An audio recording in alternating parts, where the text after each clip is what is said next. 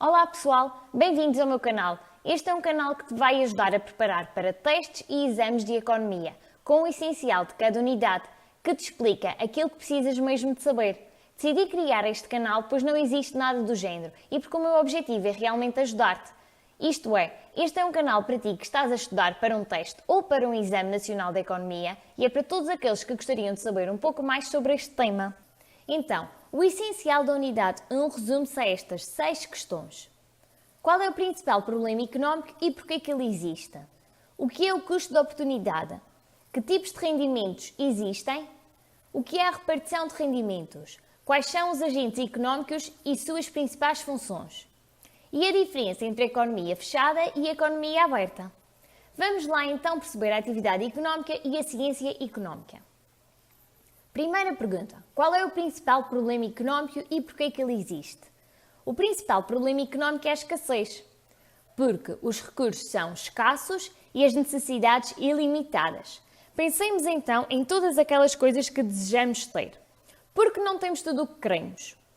Uns dirão que é por causa do dinheiro, outros pela falta de tempo. A verdade é que nós queremos sempre ter muitas coisas, porque temos necessidades ilimitadas. Mas não conseguimos satisfazê-las todas, pois os recursos são limitados.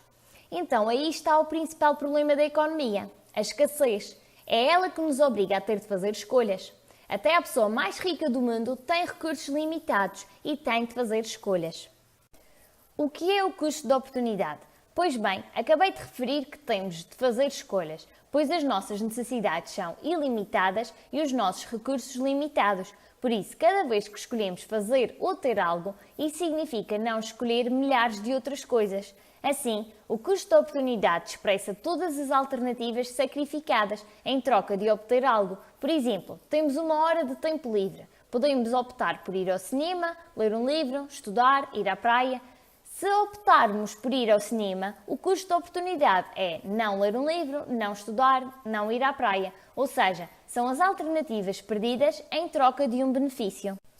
Que tipos de rendimentos existem? Os rendimentos podem ser primários ou secundários. Os primários são os salários e os vencimentos. E os secundários são as rendas, juros e lucros.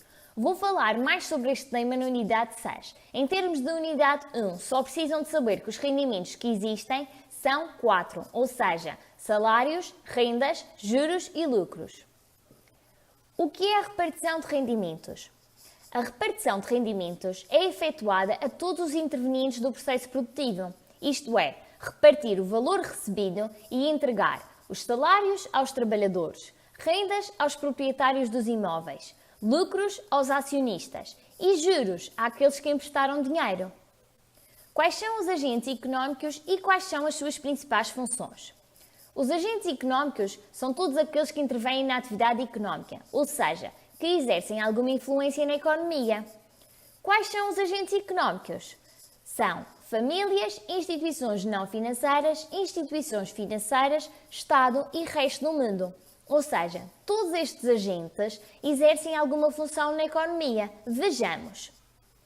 As famílias têm como principal função consumir. O que são as famílias? São todos os agregados familiares, são todas as pessoas de um país e a sua principal função é consumir bens e serviços, isto é, comprar.